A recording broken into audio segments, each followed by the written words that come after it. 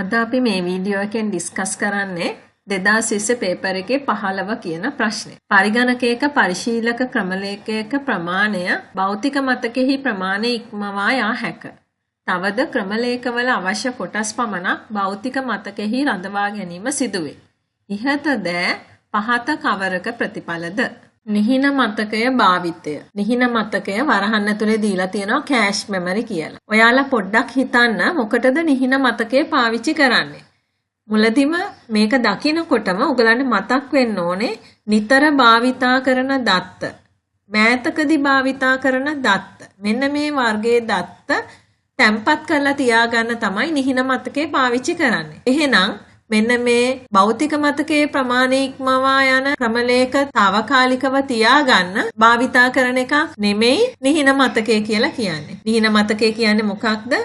මෑතකදී භාවිතා කරන ලද දත්ත සහ නිතර භාවිතා කරන දත්ත తాවකාලිකව තැම්පත් කරගන්න පාවිච්චි කරන මතකයක් තමයි මේ නිහින මතකය. මේ නිහින මතකය නිසා පරිගණකයේ ක්‍රමලේඛ ක්‍රියාත්මක වෙන වේගය වැඩි වෙන්න පුළුවන්. මොකද අපි ළඟ අපේ ඩෙස් එක ළඟම අපිට ඕන කරන පොත් ටික පෑන් ටික සියල්ල තියෙනවා නම් මට නැගිටලා ගිහිල්ලා ගේන්න අවශ්‍යතාවයක් නැහැ. අන්නේ concept එක තමයි මෙතන තියෙන්නේ.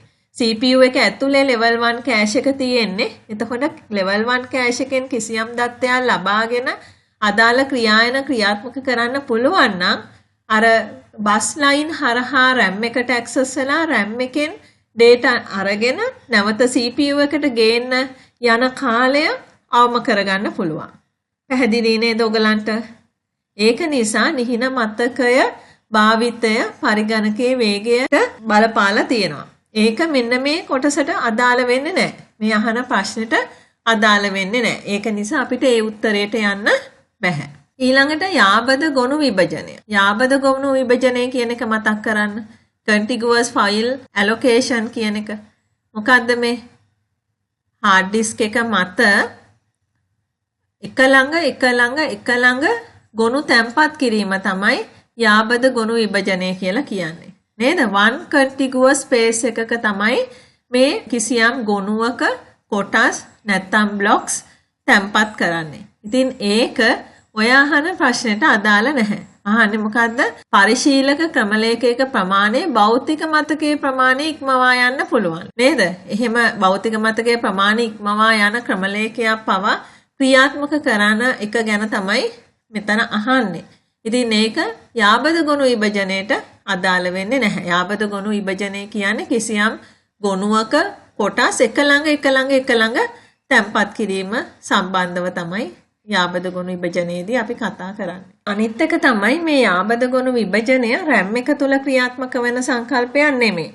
මේක hard disk වගේ storage devices තුල ක්‍රියාත්මක වෙන සංකල්පයක්.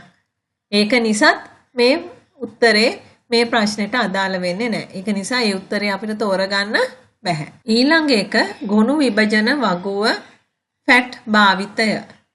මේ ගොනු විභජන වගුව මොකටද කියලා ටක් ගාලා ඔලුවට එන්න ඕනේ ඔයගොල්ලන්ට. මොකටද මේක? කිසියම් ගොනුවක blocks එහෙම නැත්නම් clusters තැම්පත් කරලා තියෙන order එක ඉක්මනට හොයාගන්න තමයි මේ FAT table එක අපි පාවිච්චි කරන්නේ. හරිද? ඒවා එකිනෙකට link වෙලා තියෙන්නේ කොහොමද කියලා දැනගන්න. පළවෙනි එකට point කළයින් පස්සේ ඊළඟ එක හොයාගන්න. ඒකට ගියාම ඊළඟ එක හොයාගන්න.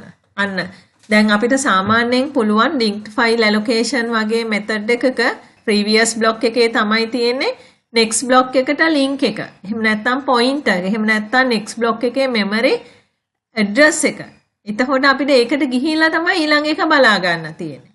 මේ FAT table එක භාවිතයෙන් අපිට පුළුවන් පළවෙනි එකට point උනායින් පස්සේ එතන තියෙනවා ඒ file එකට අදාළ සියලුම blocks වල address ටික. තේරුණාද? එතකොට මේ FAT table එක cache කරගන්න පුළුවන් නම් තවත් වේගයෙන් අපිට පුළුවන් ෆයිල් එකකට ප්‍රවේශ වෙන්න.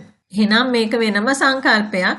අතනහන්නේ භෞතික මතකයේ ප්‍රමාණයට වඩා ලොකු ක්‍රමලේඛ ක්‍රියාත්මක කිරීම සම්බන්ධව ඒක මේ FAT භාවිතයට අදාළ වෙන්නේ නැහැ. එහෙනම් තුන්වෙනි උත්තරෙත් ගැළපෙන උත්තරයක් නෙමෙයි. ඊළඟට අපි බලමු හතරවෙනි එක. හතර මතක කළමනාකරණ ඒකකයේ MMU භාවිතය. අපි හිතමු MMU එක අපි මොකටද පාවිච්චි කළේ. මේක ඇවිල්ලා භෞතික කොටසක් පරිගණකයේ තිබෙන මේ මතක කළමනාකරන ඒකකයෙන් තමයි අපි කිසියම් තාර්කික ලිපිනයකට අදාළ භෞතික ලිපිනය හොයාගත්තේ. පැහැදිලිද? එහෙනම් තාර්කික ලිපිනයකට අදාළ භෞතික ලිපිනයට මැප් කරගන්න තමයි අපි මතක කළමනාකරන ඒකකය භාවිතා කළේ මූලිකවම. ඒ කියන්නේ address translation එකකට. නේද? තාර්කික ලිපිනය ජෙනරේට් කරන්නේ CPU එකෙන්. ඒකට අදාළ භෞතික ලිපිනය හොයාගන්න තමයි අපි memory management unit එක පාවිච්චි කළේ. එතකොට භෞතික මතකයේ ප්‍රමාණය ඉක්මවා යන ක්‍රමලේඛයක් ක්‍රියාත්මක කිරීම කියන එකට මේක එච්චරටම ළඟින් යන්නේ නැහැ. පොඩි සම්බන්ධයක් තියෙනවා වෙන උත්තරයක් නැත්තම්. තේරුණා නේද? අපි එහෙනම් මේ 4 වෙනි පොයින්ට් එක తాවකාලිකව තියාගෙන 5 වෙනි එක කියවලා බලමු. එහන්නේ ඉහත දැ පහත කවරක ප්‍රතිඵලයක්ද කියන එකනේ. තර address translation එකේ ප්‍රතිඵලයක්ම කියලා කියන්න බැහැ මේක. අපි බලමු ඒක වෙන උත්තරයක් හොඳ එකක් නැත්තම් මේක ගන්න පුළුවන්. වඩාත්ම නිවැරදි පිළිතුරනේ තෝරන්න කියලා තියෙන්නේ. ඊළඟට 5 වෙනි උත්තරය. පිටු රාමු හා පිටු වගු භාවිතය. අන්න එහෙනම් මේක මන් හිතනවා අර MMU එකට වඩා ළඟින් යනවා කියලා. අපි විශ්ලේෂණය කරමු. පිටු කියන්නේ මොනවාද? pages කියන්නේ මොනවාද? virtual memory එකේ තියෙන fixed size blocks. පැහැදිලිද? virtual memory එකේ තියෙන fixed size blocks වලට තමයි අපි pages කියලා කියන්නේ. ඒ කියන්නේ virtual memory බෙදලා තියෙන blocks. ඒවා තමයි pages. හරිද? රාමු කියන්නේ මොනවාද? භෞතික මතකය බෙදලා තියෙන fixed size blocks. භෞතික මතකයේ බෙදලා තියෙන්නේ රාමු වලට. පිටුවගුව කියලා කියන්නේ operating system එකෙන් virtual memory එක නැත්නම් අතත්්‍ය මතකය කළමනාකරණය කරන්න හදලා තියෙන දත්ත ව්‍යුහයක්. එහෙම නැත්නම් අපි කියනවා data structure එකක්. හරිද? මෙහෙයුම් පද්ධතිය විසින් අතත්්‍ය මතකය කළමනාකරණය කිරීම සඳහා හදලා තියෙන දත්ත ව්‍යුහයක් තමයි page table එක කියලා කියන්නේ. හැම ක්‍රියායනයක්ම ක්‍රියාත්මක කරන්න නම් ඒකට වෙන් කරන සම්පූර්ණ භෞතික මතකය අවශ්‍යයි. ඒ වුණාට සමහර ක්‍රියායන ක්‍රියාත්මක කරන්න අවශ්‍ය කරන සම්පූර්ණ භෞතික මතකය එකවර දෙන්න ප්‍රමාණවත් නැහැ. එහෙමනම් මොකද කරන්න වෙන්නේ? අපිට අනිවාර්යයෙන්ම මෙහෙයුම් පද්ධතිය සකස් කරලා තියෙනවා virtual memory කියන සංකල්පය.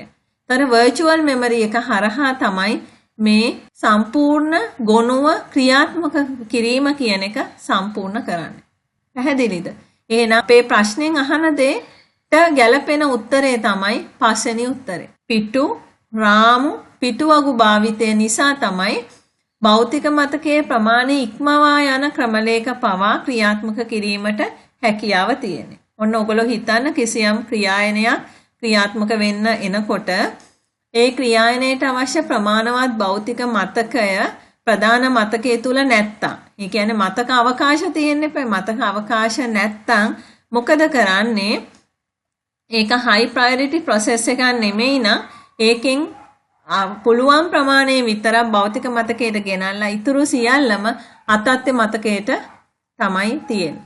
එතකොට අර ක්‍රියායනය ක්‍රියාත්මක කරනකොට CPU එකට ඇවිල්ලා CPU එකේ මේ ක්‍රියායනය ක්‍රියාත්මක කරනකොට අවශ්‍ය වෙනවා අර අතත්්‍ය මතකයට යාපු පිටු නැවත භෞතික මතකයට ගේන්න. භෞතික මතකයේ ප්‍රමාණයට වඩා විශාල ක්‍රමලේඛ පවා ක්‍රියාත්මක කිරීමේ හැකියාව මෙන්න මේ පිටු වගු හරහා සිදු කරගන්න පුළුවන්. පිටු වගුවක තියෙනවා හැමතිස්සෙම පිටු අංකය, රාමු අංකය, ඒක ආවද නැද්ද කියන එක නේද? valid invalid bit කියලා ඔයගොල්ලෝ ඉගෙන ගත්තා. මෙන්න මේ දේවල් මූලිකව පිටු වගුව තුල තියෙනවා. ඉතින් එතකොට ඕනම පිටුවක් භෞතික මතකයේ කුමන රාමුවකට ආවද කියලා සොයා ගැනීමේ හැකියාව තියෙනවා. memory management unit එකෙන් තමයි මේ අතත්්‍ය ලිපිනයට අදාළ භෞතික ලිපිනය සකස් කරලා දෙන්නේ. මේ භෞතික ලිපිනය සකස් කළාම ඒ ක්‍රියාත්මක කිරීමේ හැකියාව මෙහෙයුම් පද්ධතියට තියෙනවා. එහෙනම් මේ ප්‍රශ්නෙට 15 වෙනි ප්‍රශ්නට උත්තරේ 5.